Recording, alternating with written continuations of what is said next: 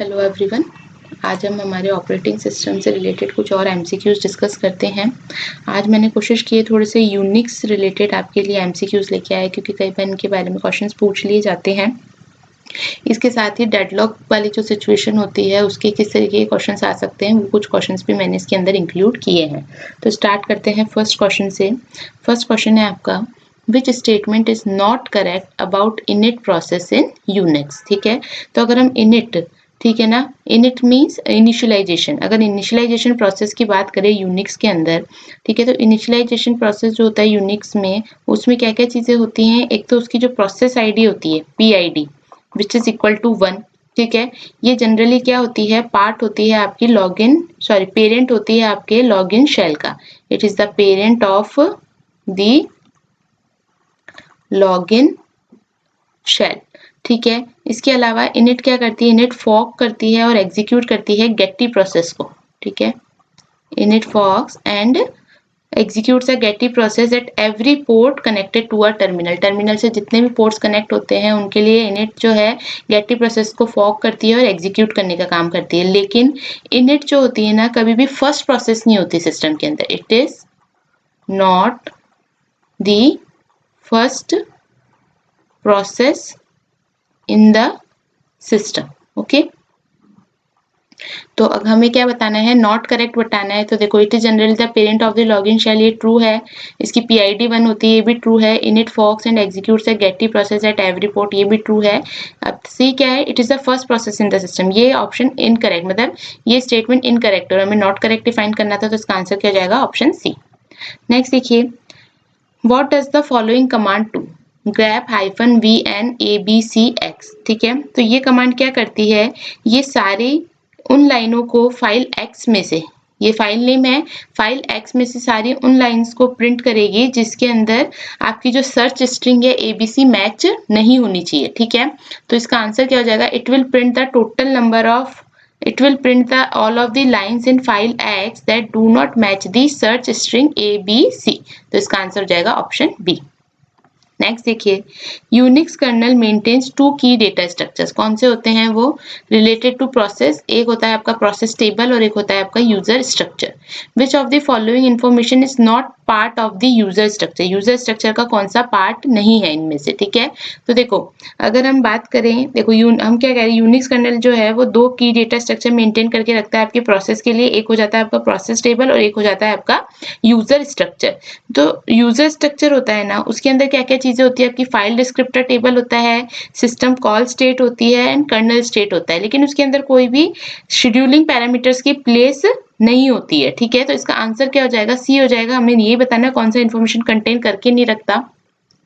इसके अलावा अगर हम प्रोसेस टेबल डेटा स्ट्रक्चर की बात करें, तो प्रोसेस टेबल क्या स्टोर करके रखता है, इंफॉर्मेशन स्टोर करके रखता है जितनी भी रनिंग प्रोसेसेस हैं उनकी। ठीक है ना, इसके अलावा प्रोसेस टेबल क्या कंटेन करके रखता है, process ID, memory usage of the process and what are the file descriptors used in the process. Okay, तो यहाँ पे हमें यूजर स्ट्रक्चर के बारे में पूछा गया है, तो ऑप्शन सी, शेड्यूलिंग पैरामीटर जो होता है, ये इन्फॉर्मेशन आपका यूजर स्ट्रक्चर का पार्ट नहीं होता।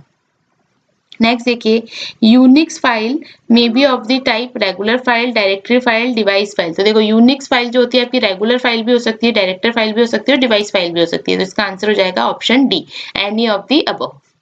ठीक है, नेक्स्ट देखो, which of the following Unix command allow scheduling a program to be executed at the specified time. ठीक है, तो कौन सी कमांड होती है, वो होती है आपकी CRON, CRON। ठीक है, ये किसके लिए रिस्पॉन्सिबल होती है, executing a scheduled and recurring commands at a specific time, week और मंथ। ठीक है, तो एक टाइम बेस्ड जॉब शेड्यूलर होती है आपके Unix like computer operating system में। तो ये जो कमांड है आपकी CRON, ये कमांड जो होती है किस तरीके की होती है, टाइम बेस्ड शेड्यूलर टाइप की कमांड होती है। ठीक है ना, और इसका काम क्या होता है, ये रिस्पॉन्सिबल होती है for executing your scheduled and recurring commands at a specific time, week और मंथ। नेक्स्ट क्वेश्चन देखिए, in which of the following 4 necessary conditions for deadlock process claims exclusive control of the resources they require. Exclusive मतलब sharing mode में नहीं होने चाहिए, ठीक है, exclusive mode में आपको मिलना चाहिए, ठीक है। तो ये जो होती है ये आपकी कौन सी नेसेसरी कंडीशन के अंदर आती है, ये आती है आपकी म्यूचुअल एक्सक्लूजन के अंदर। म्यूचुअल एक्सक्लूजन एक कंडीशन है जिसके अंदर एक या एक से ज्यादा जो रिसोर्सेज होते हैं वो नॉन शेयरेबल मोड में होते हैं, ठीक है ना। यानी कि नॉन शेयरेबल का मतलब हो गया एट अ टाइम एक ही प्रोसेस उसको यूज कर सकती है, ठीक है ना। दैट इज प्रोसेस जो है वो क्लेम कर रही है, एक्सक्लूसिव कंट्रोल क्लेम कर रही है किसी भी रिसोर्स के ऊपर। तो इन चारों कंडीशन में से कौन सी पे होता है ये, म्यूचुअल एक्सक्लूजन पे। नेक्स्ट देखिए, consider a system having N resources of same type, ठीक है। एन रिसोर्सेज हैं सेम टाइप के और these resources are shared by 3 processes P1, P2 and P3, ठीक है। ए बी सी बोल लीजिए, अच्छा इन्होंने ये नाम दे रखा तो चलो ए बी सी नाम दे देते हैं, ठीक है। These have peak demands of, peak demands इनकी कितनी है, एक ही है 3, ठीक है, 4 है बी की और 6 है सी की, ठीक है। For what value of N deadlock won't occur, यानी कि हमें बताना है कि हमारे पास कितने resources at a time available होने चाहिए जिससे कि डेडलॉक ना आए। तो देखो इनकी पीक डिमांड्स क्या है, ए बी सी। अगर हम बात करें, अगर हमारे पास 3 4 6, 6 + 4 + 3 कितना हो गया आपका, हो गया 13। अगर आपके पास 13 रिसोर्स आएंगे तो डेडलॉक कभी आएगा ही नहीं। लेकिन यहाँ पे जब ये कौन एन की वैल्यू पूछता है तो ये पूछता है कि कौन सी मिनिमम वैल्यू एन की रखी जाए कि जिसपे डेडलॉक अकर ना हो। तो हम क्या कर सकते हैं कि देखो ए को कितनी रिसोर्सेज की रिक्वायरमेंट है, 3 की। अगर हम सपोज करते हैं कि इसको 2 अवेलेबल है, इसी तरीके से बी को 3 अवेलेबल है और सी को कितने अवेलेबल है, 5 अवेलेबल है। यानी कि सबको क्या है, एक एक रिसोर्स की रिक्वायरमेंट है। अगर हम इनको रिसोर्सेज दे दें इतने, यानी कि n इक्वल टू हम कितने दे दें, 5 + 3 + 2 दैट इज 10। अगर हम 10 रिसोर्सेज दे दें, है ना, 10 रिसोर्सेज अगर हमारे पास अवेलेबल हो तो देखो डेडलॉक आ सकता है, क्योंकि सबको क्या है, एक एक रिसोर्स की रिक्वायरमेंट है। तो हो सकता है कि कोई ना कोई रिसोर्स यहाँ पे क्या हो जाएगा, इंडेफिनेट वेटिंग हो जाएगी। लेकिन अगर हम इसके अंदर एक वैल्यू और प्लस कर दें दैट इज 11, तो उस केस में क्या हो जाएगा, आपके कोई ना कोई एटलीस्ट एक प्रोसेस जो है वो एग्जीक्यूट कंप्लीटली कर देगा और अपने रिसोर्सेज को फ्री कर देगा। तो आप क्या करो, जितनी भी रिसोर्सेज की इनको रिक्वायरमेंट है उसमें -1 करते जाओ, ठीक है ना, वो, और प्लस उसमें फिर क्या कर देना है, 1 कर देना है। तो हम क्या करेंगे बेसिकली, देखो 3 4 6 की रिक्वायरमेंट थी तो 3 - 1, ठीक है, प्लस 4 - 1 प्लस 6 - 1, ये तो लेनी है, इसके साथ प्लस एक रिसोर्स इसको एक्स्ट्रा देंगे ताकि क्या हो, जो वैल्यूज है उसमें से कम एक प्रोसेस जो है कंप्लीटली एग्जीक्यूट कर दे और वो अपने पास जो रिसोर्सेज उसने होल्ड कर रखे हैं उनको रिलीज कर दे ताकि बाकी प्रोसेसेस भी एग्जीक्यूट हो पाए। इस सिचुएशन में आपके डेडलॉक अकर नहीं होगा। तो हमारे पास कितनी वैल्यू जाएगी इसकी, 2 + 3 + 5 + 1 दैट इज इक्वल टू 11। तो इसका आंसर क्या हो जाएगा, ऑप्शन डी। नेक्स्ट देखिए, a system contain 3 programs and each require 3 tape units. तो देखो वो भी, ये भी सेम ही चीज है। सपोज 3 प्रोग्राम है P1 P2 एंड P3 और हर एक को कितनी यूनिट्स की रिक्वायरमेंट है, 3 टेप यूनिट्स की। हमें क्या बताना है, minimum number of tape units which the system must have such that deadlock never arise. तो इसमें वापस सेम चीज करनी है, सब में से एक एक कम करना है। तो 3 - 1 3 - 1 एंड 3 - 1 इनको प्लस कर दीजिए तो कितना हो जाएगा, 2 + 2 + 2 इज 6। और इसमें क्योंकि अभी मैंने आपको बताया 6 पे तो डेडलॉक आ सकता है, अगर आप इसमें एक रिसोर्स और ऐड कर दोगे तो डेडलॉक नहीं आएगा। तो इसका आंसर क्या हो जाएगा, option B that is 7। Okay, next question देखिए, अ काउंटिंग सीमाफोर। देखो सीमाफोर मैंने आपको बताया था एक सिग्नल की तरह वर्क करता है प्रोसेसेस के बीच में, ठीक है। तो इनिशियली आप यहाँ पे क्या दे रखा है, हम क्वेश्चन पढ़ते हैं। A counting semaphore was initialised to 10, ठीक है। सीमाफोर है जो उसकी वैल्यू कितनी दे रखी है, 10 दे रखी है।